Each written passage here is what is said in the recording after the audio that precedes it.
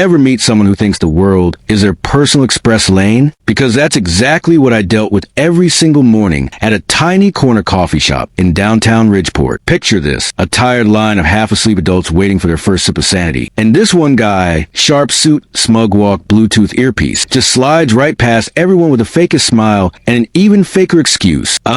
I just had a quick question. And suddenly he's ordering like he owns the shop. Nobody called him out. Not once. But me, I hit a breaking point. And instead of confronting him, I destroyed his whole morning routine using his own trick. If you've ever watched someone act entitled, walk all over people, or treat others like background characters, hit that like button, subscribe, and prepare yourself, because today's story is one of the most petty, strategic, and satisfying acts of morning justice you'll ever hear. My name's Aaron. I'm a software tester, meaning I live on caffeine and deadline. Every morning before work, I stop at Bristol Bean, this cozy little coffee shop tucked between an old bookstore and florist. The shop is barely bigger than a living room, just 6 bar stools, small counter, and a line that forms instantly after 7:30 a.m. It's always the same 6 or 7 people. Quiet, respectful, still half human. And then there was him. His real name? I learned it weeks later, Zachary Cole. But I always called him Bluetooth Bro in my head. Tall, polished, hair slicked back like he used a ruler to part it. He walked like every step was a gift to ground. The type who says, I don't wait in lines, with his entire personality. The first time he cut in line, I thought, did he really just? The second time, I thought, okay, maybe he's in a hurry. The third time, something in me snapped. Every morning, he'd push open the door dramatically, inhale like he was entering a spa, then spot the cue, pause, and fake an epiphany. Oh, right. Hey, just a really quick question. Then he'd stroll right to the counter. And once he was standing there, he might as well order. Always with that smug half smile. The baristas hated it. The customers hated it. I hated it. But nobody wanted conflict before caffeine. It wasn't just the cutting. It was the disrespect, the assumption that our time mattered less. Every time he pulled that stunt, I felt heat crawl up my neck. My jaw would clench. I'd rehearse confrontations in my head, but never say them out loud. Because honestly, no one wants to be the morning drama person. One day, he pushed past me so close his briefcase brushed my arm. Didn't look at me. Didn't say sorry. Didn't even acknowledge I existed. Just, I have a quick question. And that's when the idea hit me. If he played games, I'd beat him at his own game in the most inconvenient, annoying,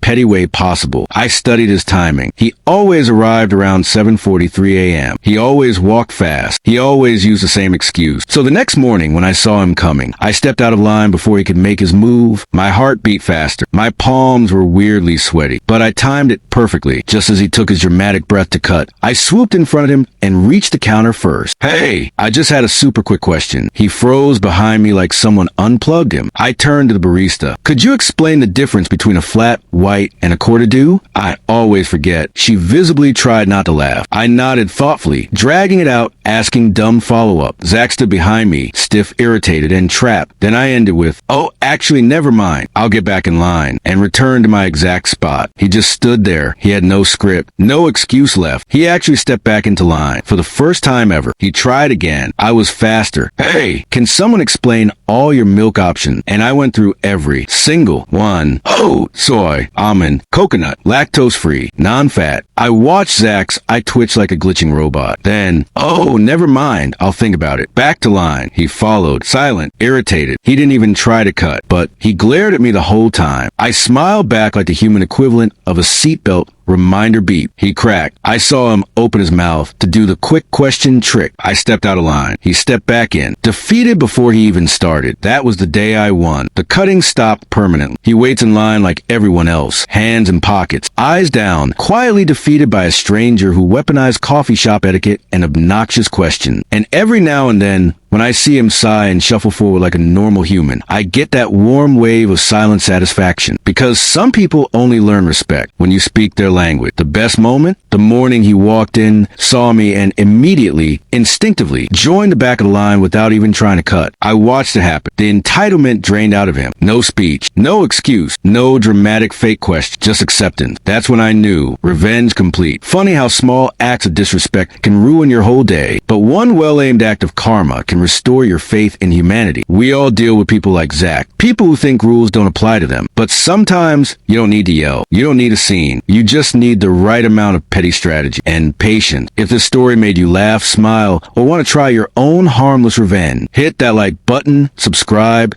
and tell me in the comments what's the most annoying entitled behavior you see every day. And for more stories like this, stick around.